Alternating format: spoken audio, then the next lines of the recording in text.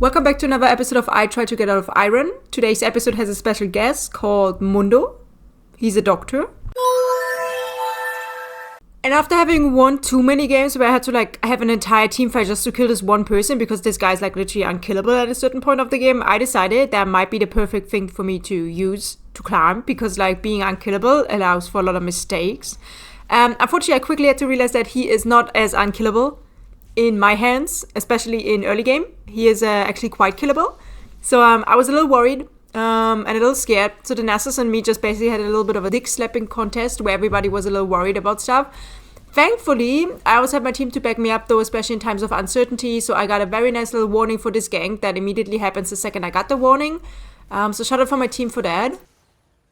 But yeah, that was probably the most interesting part that happened the entire laning phase, because aside from that, we were generally just doing a bunch of slapping back and forth. I hit my Archie, he hit his Archie, and then he chased me a little bit, and then we backed off, and then he went into a bush, which he liked to do a lot during laning phase. I don't know, he probably was a little shy or something, but he liked hiding a lot, and then he just rushed forwards again, and then he rushed back again, and then I rushed forward, and he rushed back, and then that's it.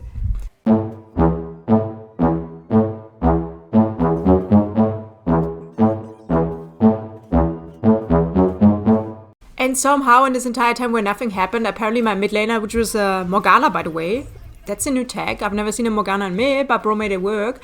But apparently he was too bored in mid, so he decided to join me on my little lane, and we decided to actually get turret together, which was crazy. But I was also a little confused by why this was happening, because I don't know, man, I'm not used to having help on top lane, and then it's just a Morgana out of all people, and then we get a little ganky gank. But it ends up working out alright because now I got a teammate with me, and it's a support as well, so basically there's no way we die here. So we decide to go back though, because there's still a chance we die because we are in. Anyways, here's a quick compilation of the most interesting parts that happened in laning phase, which was just a bunch of back and forth, I've been saying this entire time.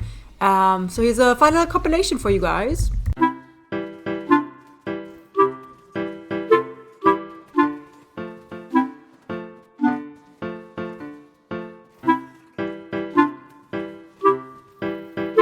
Apparently it seemed to be quite boring for the other people as well, so we did get a gank, and honestly this was the first time I've been getting a lot of comments about this. I communicated clearly that I was in desperate need of help, and normally I don't expect anyone to show up, but this time around somehow I got not only one person but two. So now I got an angry chihuahua and a freaking golf bride on my side, and honestly I felt invincible.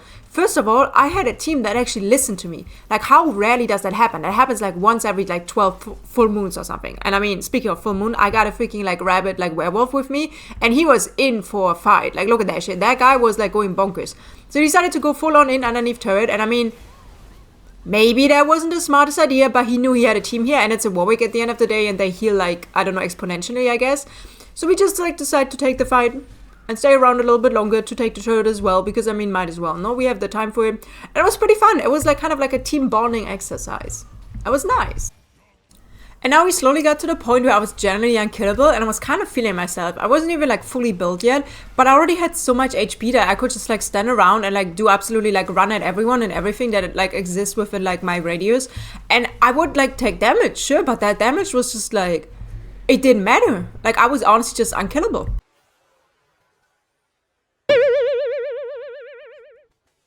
But yeah, honestly, that was almost the end of the game already. I was just running it down. I also did so much damage to anything, any structure that existed. And look at this, I was just walking around. I wasn't even hitting anything. I was just walking around and surviving. I didn't want the game to end with not doing anything though. So I decided to just hunt down the ADC, because I knew that was the only thing I could kill. That was the plan.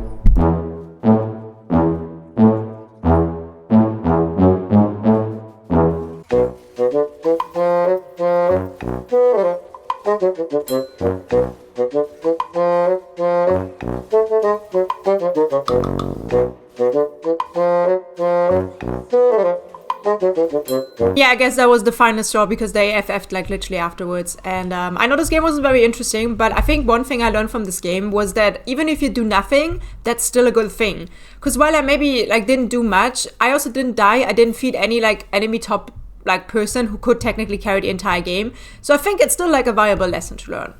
And I got a cool skin, so that's very nice for me. But yeah, obviously that game was kind of useless, so I decided to try another one and see if maybe there's still some more to this little Mundo guy.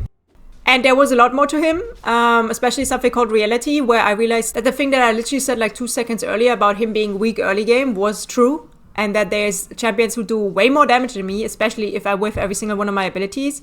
Now, my flash obviously wasn't up. We all saw that. My flash was not up. And instead of learning my lesson, I obviously just run back in because this guy was more aggressive than a fucking wasp in summer when you take out one single piece of like cake or you want to just enjoy some ice cream. That guy is like there. He's there. But I was told to use my communication skills more often, so I did do that. But unfortunately it was unsuccessful, and it was about to be a quite painful laning phase. But fear not, because I had another angry chihuahua on my side, and if I know one thing about those little beasts, it's that they go in on everybody and anything that moves. So I was there for the fight, and we actually took him down, which was amazing. I really needed our help there. But thankfully this is Iron, and we all have about the same amount of brain cells, so while I was doing absolutely awful and misplaying everything, so was my lane opponent. And I told you, this guy was like a fucking wasp, man. He would not stop pushing, bothering me. But you know what? I got something on my side. This fun little thing called boom, turret shot. And because I've gotten a lot of comments like believing in me and thinking I will actually make it out of Iron, I would like to showcase my actual gameplay. And I would like to lower the expectations because, yeah. Look at this shit. How is he not dying? How is he not dying? I don't understand. I don't even know what ability I died today. I'm not gonna lie. Like, what even is that? How do you learn that? So yeah, I did not know what my top laner did apparently, and I didn't know what Kindred did apparently, and I was apparently the target of this. And I was not an unkillable status yet, even though I was doing pretty good against this guy in the 1v1. I feel like I was doing decent, but he did get his little friend, whatever the fuck Kindred even is. He did get that, but very nice because my team at the same time was actually moving into their base. So I wasn't even mad about that because you know what I said, doing nothing sometimes is better than doing anything, so yay. But I was starting to doubt like my ability to play this character and if I should continue learning him. So I decided to like embark on this 1v1, thinking at this point of the game I might be like actually like able to kill this guy, because while he did a lot of damage, I had the HP and I did like continuous damage, so just turned into a slapfest.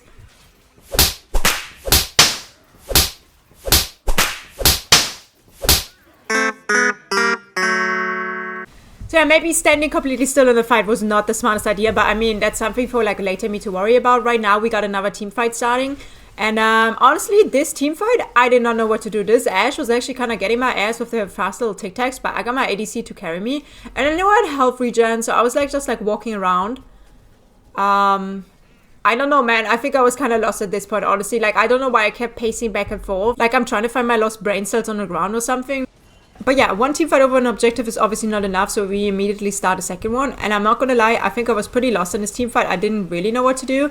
I had probably had something to do with the fact that I didn't find my brain cells on the ground. But you know what I had? My AD carry. So I was getting carried. Look at that, triple kill. And watch out. Watch out. Quadra kill. I don't even know how, I'm not gonna lie. Was that Caitlyn's ult? What happened? But we won. We won. So shout out to us for winning that game as well. Another Mundo game where I did absolutely nothing, guys. Starting to question if I'm the issue here. What I didn't know at this point of time, though, was that that was not going to be the most painful matchup I've had yet, because the next one was going to be even worse and it was going to be super annoying. I started off pretty strong, actually, with getting some hits in there, but then I realized quite fast. Remember, level 1 Mundo, very weak, very weak. Level 16 Mundo, very strong. So, yeah, I was honestly, like, I don't even know why I was taking damage here. Like, why did I just continue, like, walk into him? I was trying to, like, establish dominance, I think. But to be fair, this was probably the last hits I will ever hit on this guy, like, for the entire game. So, yeah, this was just, like, me farming damage, I guess. Because, like, I was not going to win against this guy. Spoiler. And because I don't want to show you guys like half an hour of me being pushed underneath my turret and just like farming minions under my turret and asking for help and begging for help at this point, I just decided to speed it up. This is what laning phase looked like for me.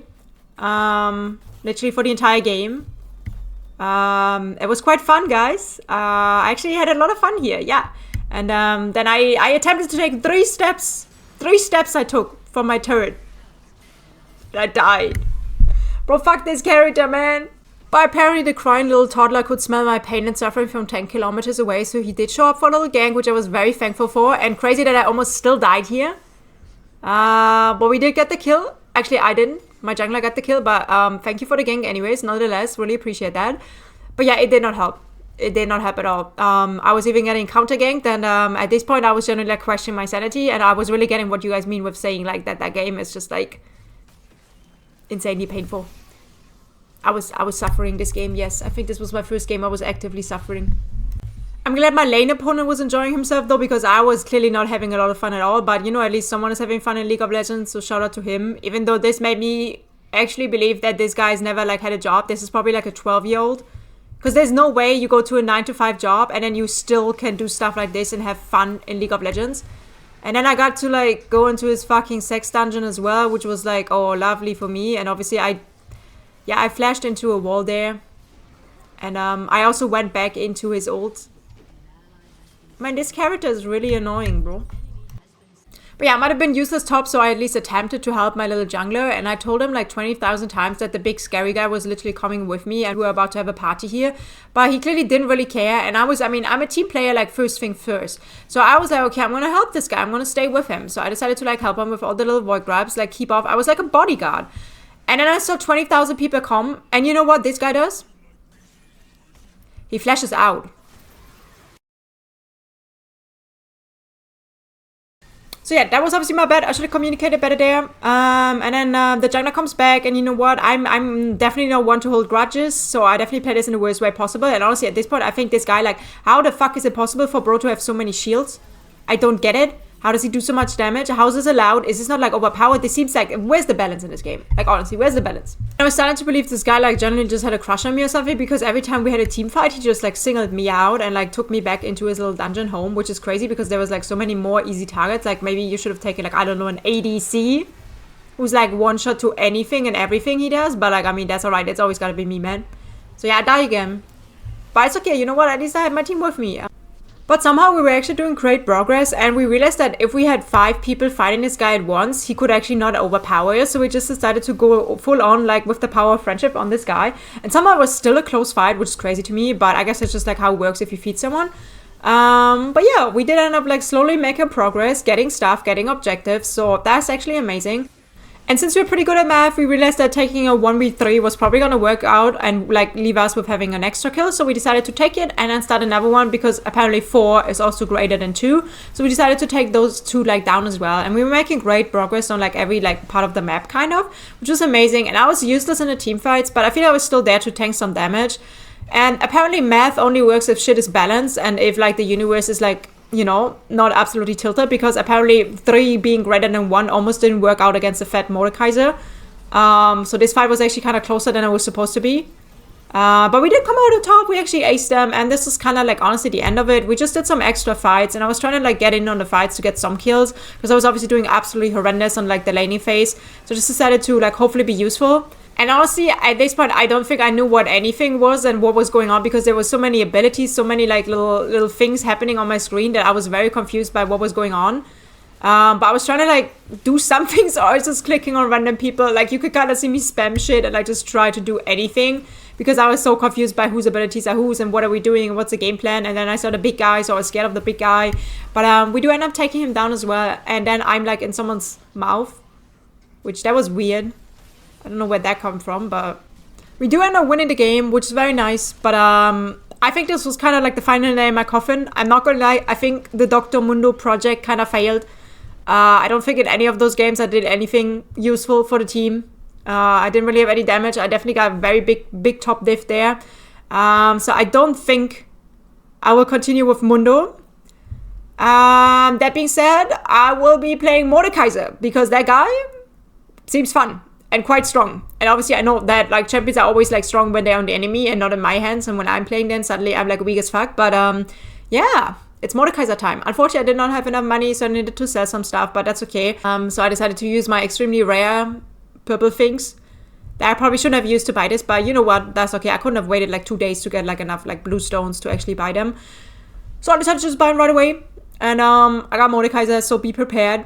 I'm about to like, fun fact, okay, just a little spoiler, because next video is probably going to be Mordekaiser actually. And I did do my most damage like I've ever done. I did get a game afterwards where I did more damage, but like my first ever like most crazy like game where I did I think 60k damage is going to be on Mordekaiser, and that's going to be the next video.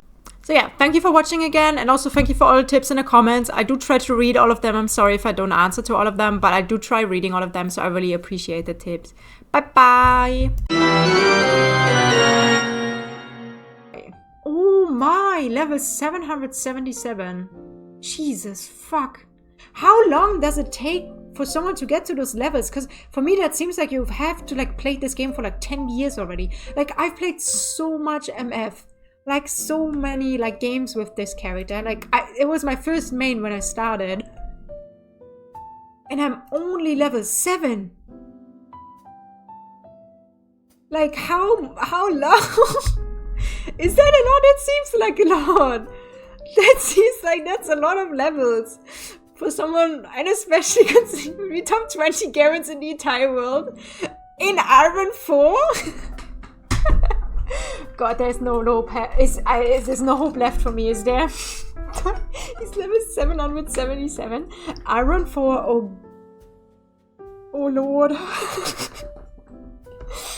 That's crazy. That is actually crazy. He's 4. Actually, are you serious? Does that mean, okay, that means he's the like 4th person in the world who's played Garen like the most? Or is it like EU? It's probably EU. So there's only 3 more people. 4th highest mastery Garen in the world, and he's in my Iron 4 gameplay. What is he doing here? Whoa.